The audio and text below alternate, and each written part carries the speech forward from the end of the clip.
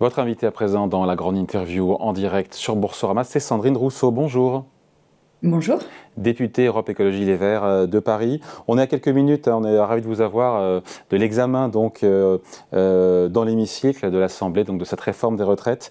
Vous avez entendu Elisabeth Borne, j'imagine, avec ses carrières longues étendues jusqu'à 21 ans, ces sanctions financières contre les grandes entreprises qui ne jouent pas le jeu, qui n'ont pas de plan d'action pour encourager l'emploi des seniors.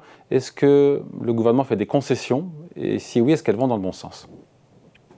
Non, c'est pas des concessions, c'est vraiment de la peinture sur un projet de réforme, mais ça change rien. Moi, j'avais appelé cet index un peu la feuille de salade, vous savez, dans le plat qu'on a au restaurant, où il y a toujours une espèce de petite feuille de salade dont on ne sait pas trop ce qu'elle vient faire là, mais qui ne change rien au goût du plat principal. Et voilà, on est dans le fait, on reste dans l'histoire de la feuille de salade, c'est-à-dire que c'est l'index, en fait, là, toutes les contraintes pèsent sur les salariés, aucune des contraintes ne pèse sur les entreprises. On nous parle de peut-être des sanctions si, etc. Mais en fait, un plan d'action, tout le monde peut en faire des plans d'action. Enfin, je veux dire, il faudrait une obligation de résultat. Et puis, par ailleurs, ça ne change rien à la question qui est fondamentale, qui est pourquoi les gens ne veulent pas aller jusqu'à 64 ans. Et ils ne veulent pas aller jusqu'à 64 ans parce qu'ils ont mal, parce qu'ils ont des douleurs, parce qu'ils ont ras-le-bol de travailler, parce qu'ils ne veulent pas.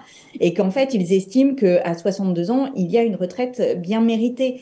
Et en fait, on évite le débat principal, je pense, dans ce débat sur les retraites qui est, mais à quel moment a-t-on ce débat sur est-ce qu'on paye un peu plus de cotisations?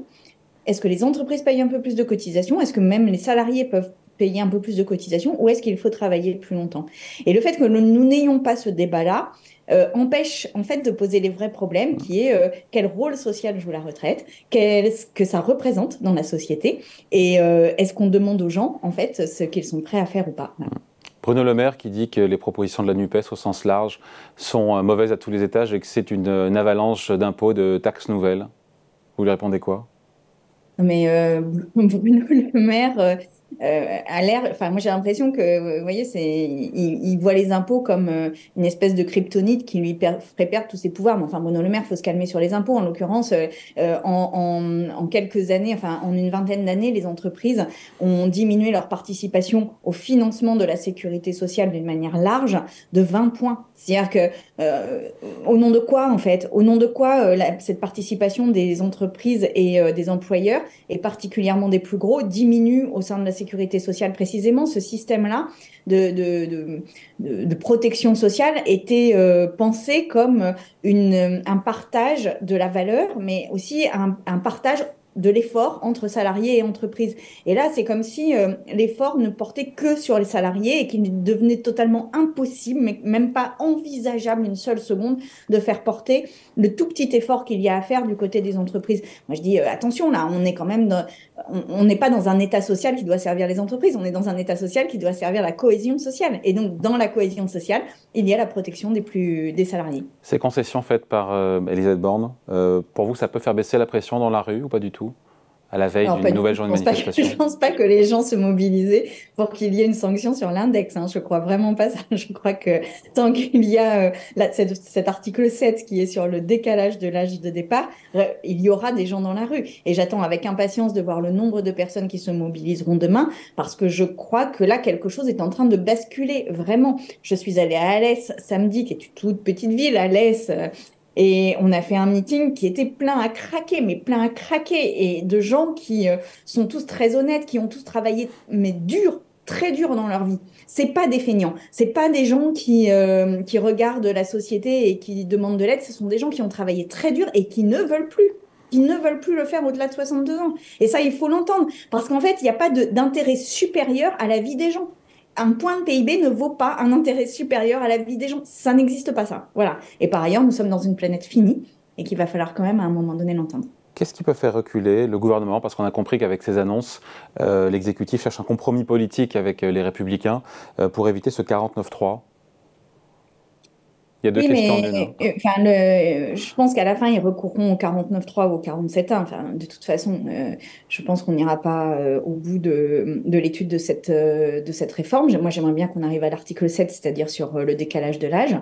Euh, ce que fait le gouvernement actuellement, c'est qu'il manie en fait la carotte et le bâton. C'est-à-dire qu'il dit aux Républicains, regardez, on met une feuille de salade supplémentaire dans le plat. Et puis, d'un autre côté, il leur dit, attention, il va y avoir dissolution s'il y a pas, si vous ne vous rangez pas. Bon, ben moi, je dis aux Républicains, s'il y a dissolution, et je pense qu'à un moment donné, ça va venir, s'il y a dissolution, bah, vérifiez quand même les conditions de votre réélection, les amis. Et si c'est ça, soyez en phase avec la rue, parce que ça n'est pas vrai qu'une légitimité de second tour de présidentielle donne le droit d'aller contre 80% du peuple. Ça n'est pas vrai, cette Mais qu'est-ce qui affaire. vous dit, Sandrine Rousseau, qu'il n'y aura pas de majorité entre les voix de la majorité, justement, et les Républicains pour faire passer ce texte? Parce que je vois bien que les députés qui hésitent et qui n'arrivent pas à assumer cette réforme. Moi, je vois dans les députés LREM le nombre qui n'arrivent pas à avoir d'arguments, simplement des arguments pour la défendre. La seule chose qu'ils nous disent, c'est ça va s'effondrer, mais rien ne s'effondre à part la planète là. Hein. Donc, je veux dire, on est à 0,5 points du PIB, en maximum de déficit, c'est 0,5 points du PIB. C'est très trouvable. Il y a vraiment plein de solutions pour résoudre cette petite bosse. Et donc, en fait, ils n'y arrivent pas et eux-mêmes n'arrivent pas à avoir des arguments pour cette réforme. Eux-mêmes n'ont pas les mots pour la décrire. Pourquoi? Parce qu'en fait, il n'y a pas de raison de la faire, cette réforme. Donc, c'est pour ça qu'ils ne trouvent pas les arguments. Il y a un dicton qui dit que ce qui se sait bien s'énonce clairement, mais ce qui se comprend bien s'énonce clairement tout autant. Et en fait, là, ils ne comprennent pas l'objet de la réforme, à part un truc qui est une affaire personnelle d'Emmanuel Macron, qui en fait lui-même une affaire personnelle. Et ça, je suis désolée, mais là, on n'est pas dans un régime démocratique qui peut se contenter d'une espèce de volonté personnelle d'un président de la République. Ça n'existe pas. Pour Laurent Berger, le secrétaire général de la CFDT, si la réforme passait par le 49.3, ce ne serait pas, ce sont ces mots, antidémocratiques. Oui, mais en tous les cas, c'est pas hyper démocratique non plus. Hein, donc, le 49.3, c'est quand même le fait de passer outre le Parlement, lequel Parlement est beaucoup plus représentatif que le gouvernement, je tiens quand même à le redire, puisqu'il y a une opposition et que les forces qui sont en présence ont été élues de manière finalement assez représentative de ce qui se passe dans la société. Donc, c'est un coup de force, c'est un coup de force. Et ça, ce ne serait pas le premier coup de force, ce serait un énième coup de force après tous les 49.3 que nous avons eus sur le budget. Et la France ne se gouverne pas en coup de force, sauf à ce qu'à un moment, la chose se renverse et que le coup de force vienne de la rue. C'est-à-dire qu'en fait, la seule chose qu'ils peuvent générer en faisant ou en menaçant de ce coup de force, c'est que le coup de force vienne de la rue. Mais ça, c'est... Enfin, moi, je dis, il y a d'autres voies, et en l'occurrence, le Parlement. Ouais, pour combler ce déficit, c'est intéressant, je reste sur la CFDT, déficit donc d'1,5 point de PIB, vous avez raison, autour de 13 milliards d'euros. Déficit d'ailleurs que vous admettez, parce que parfois on entend souvent des voix au niveau de la NUPES qui nous disent qu'il n'y a pas de problème de financement. Vous admettez qu'il y en a, même si effectivement un demi-point de PIB, certains diront que ce n'est pas la mer à boire. CFDT qui propose de taxer les boîtes qui ne jouent pas le jeu sur l'emploi des seniors via des hausses de cotisations. Vous dites pourquoi pas? Ah bah, ça fait partie des leviers que nous avons. C'est-à-dire qu'en effet, il faut moduler les cotisations en fonction de l'emploi des seniors, mais il ne faut pas les amener à la baisse, hein, parce qu'il y a déjà eu de nombreuses baisses des cotisations, particulièrement sur les grandes entreprises. Mais en fait, c'est ce que réclame la CPME. Hein. La CPME, ce n'est pas les grandes entreprises. On l'aura d'ailleurs demain, François Asselin, le patron de la CPME, en direct sur Boursorama avec nous. Il demande des baisses de cotisations sur les seniors. Oui, il y a déjà des dispositifs sur les seniors. En fait, ce qu'il faut bien comprendre, c'est que la France a multiplié les dispositifs sur les seniors depuis maintenant 10-15 ans, et pour autant, ça n'a pas eu d'influence majeure sur le taux d'emploi. Pourquoi? Parce qu'en fait, si on regarde un tout petit peu les personnes qui ne sont ni en emploi ni en retraite entre 55 et 65 ans, ce sont souvent des personnes qui ont eu des boulots, des métiers fatigants, qui n'ont plus la force d'aller travailler et qui surtout, et ça c'est vraiment très important de le noter, qui ont été enfermés dans un emploi. Parce qu'en fait, ça aussi, le marché du travail est aujourd'hui scindé en deux. Les économistes, dont je fais partie, appellent ça les insiders et les outsiders, mais disons-le de manière plus simple. Il y a ceux qui ont un emploi à durée indéterminée, un CDI, qui ont des parcours de carrière et donc des progressions de leur rémunération et de leurs conditions de travail tout au long de leur vie salariée. Et puis, il y a ce qu'on appelle les outsiders, c'est-à-dire les personnes qui multiplient les emplois précaires, qui multiplient les employeurs, qui alternent les périodes d'emploi et les périodes de chômage et qui ont les travaux les plus pénibles. Et en fait, ce que fait cette réforme, c'est qu'elle écarte ces deux catégories de population en éloignant les outsiders du droit commun. Et ça, vraiment, au nom de quoi fait-on ça? Au nom de quoi? Pour faire travailler plus, pour produire dans une économie qui est non décarbonée. Donc, en aggravant notre problème climatique. Donc, on sacrifie le corps des pauvres, on sacrifie notre planète. Pourquoi? Pour produire plus de tout. Mais non, en fait, vraiment là, on est à un carrefour de notre civilisation, même j'ai envie de dire, on est à un moment clé de notre civilisation. Est-ce qu'elle va perdurer avec les problèmes climatiques que nous avons face à nous et j'ai envie de dire, avec les problèmes sociaux aussi qui sont face à nous, eh bien, c'est aujourd'hui qu'il faut répondre. L'écologie, c'est pas une écologie des cols roulés, c'est une écologie du travail, c'est une écologie de notre choix entre produire de tout en plus ou commencer à orienter l'économie vers ce qui ne pollue pas et ce qui n'émet pas de carbone. C'est maintenant qu'il faut le faire. Donc, utiliser le corps des plus pauvres pour aller produire de plus en plus pour le bénéfice des plus riches, franchement, ça n'a aucun sens. Ça n'a aucun sens. Après, il y a beaucoup entre guillemets, d'exonération, puisque, pas exonération, beaucoup de Français ne seront pas concernés par cette réforme. 40%, dit le gouvernement, ne seront pas concernés par ces mois et ces années à travailler plus longtemps. Oui, mais c'est déjà c'est les 40% qui peuvent bénéficier de leur droit à tout plein à 67 ans. C'est-à-dire que là, oui, il y a des personnes qui sont obligées de travailler jusqu'à 67 ans parce qu'elles n'ont pas leurs années de cotisation. Et pourquoi? Encore une fois, le plus souvent parce qu'elles font partie de ces outsiders dont je parlais tout à l'heure, c'est-à-dire des personnes qui cumulent des conditions de vie difficiles, des conditions de travail difficiles et des conditions de santé difficiles. Bien. Donc oui, pour elles, ça ne changera pas. Est-ce que c'est une amélioration? Non. Ça n'est pas une amélioration.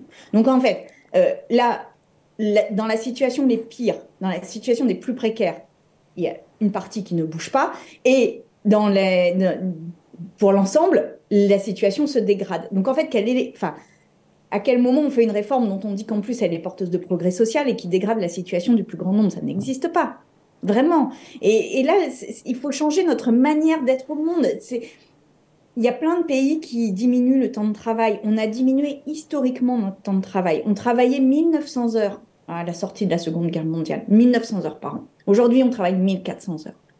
On a diminué de 500 heures par an notre temps de travail. Et c'est le progrès. C'est du progrès. C'est pour ça qu'on est en meilleure santé, c'est pour ça qu'on peut avoir accès à des vacances, c'est pour ça qu'on peut avoir accès à des loisirs, c'est pour ça qu'on peut avoir accès à la culture, etc. Pourquoi maintenant renverserions-nous la vapeur alors même que c'est le moment où il faut continuer à ralentir, où il faut ralentir et prendre soin de nous, ralentir notre mode de production et prendre soin de nous. Sandrine Rousseau, je reviens sur la feuille de salade. Il y a eu des atermoiements de la part du gouvernement sur ces sanctions financières ou pas pour les entreprises qui ne jouent pas le jeu sur l'emploi de leurs salariés les plus âgés. Alors qui ne publient pas l'index senior, d'accord, on peut ne pas être content, mais qui ne vont pas changer, nous dit le gouvernement, leurs mauvaises pratiques. C'est quand même plus coercitif que ce que le gouvernement voulait au départ, donc il y a aussi un bouger sur le sujet. Oui, il y a un micro-bouger. Vous savez, c'est l'histoire des gens qui font les statues là, dans les stations balnéaires puis qui bougent un petit peu à un moment. Oui, il y a un micro-bouger. Est-ce que ça change fondamentalement l'esprit de cette réforme? Non. Non. Est-ce que ça change fondamentalement les conditions de vie dans lesquelles les personnes vont partir en retraite? Non. Et c'est Clémentine Autain qui disait ça, mais elle avait raison. On transforme les 2 meilleures années de la retraite en 2 pires années de travail. Et vraiment, s'il y avait une forme d'intérêt supérieur, moi je suis sûre que les Français et les Françaises comprendraient, mais il n'y a pas d'intérêt supérieur au nom duquel on fait ça. Et s'arrêter de travailler à 63 ans en 2027 avec clause de revoyure derrière, est-ce que ce serait un compromis acceptable pour vous? Puisque ça allait indirectement, enfin, le fait que ce soit gravé dans le marbre, comme on dit.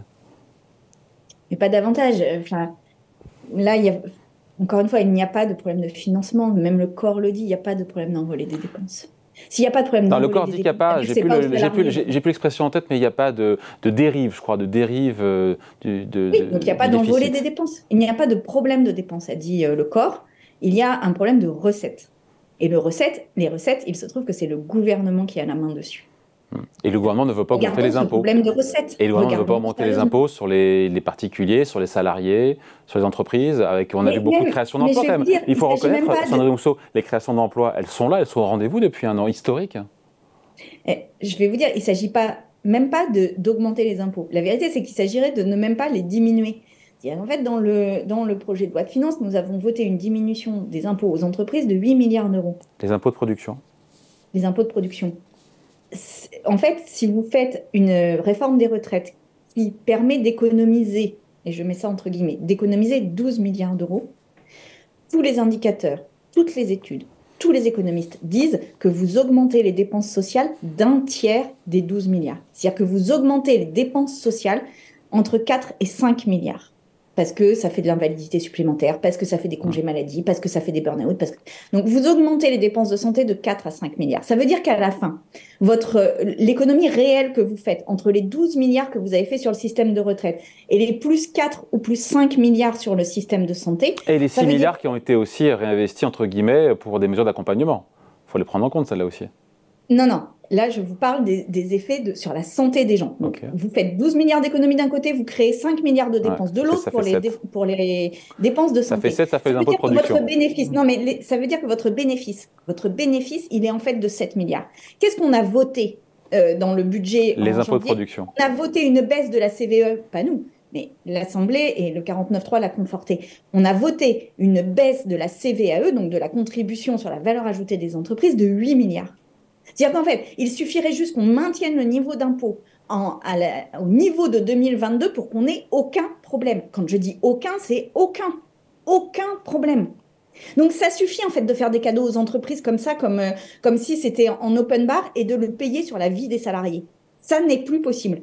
Et on atteint une limite. Et c'est ce que disent les gens dans la rue en fait. Bon, tout commence dans les prochaines minutes à l'Assemblée nationale. Merci en tout cas, Sandrine Rousseau, pour cet entretien, députée Europe Écologie Les Verts de Paris. Bonne journée, qui s'annonce longue.